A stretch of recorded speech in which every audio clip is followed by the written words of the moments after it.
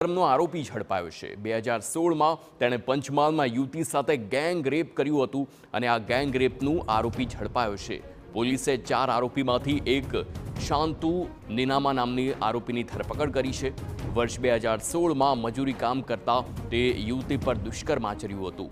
સતત 20 દિવસ સુધી 4 શખ્સોએ યુવતી પર દુષ્કર્મ આચર્યું અને આ ઘટનાનો જ્યારે ખુલાસો થયો ત્યારે આ ફરાર આરોપી હવે 2016 બાદ 9 વર્ષે તે ઝડપાયો છે।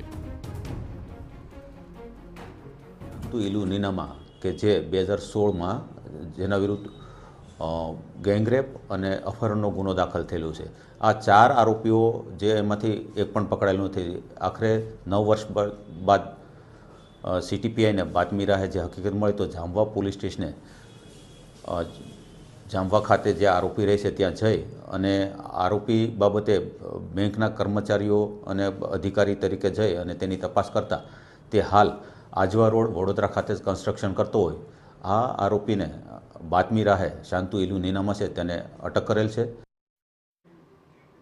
અરવલ્લીમાં બીઝેડ ગ્રુપ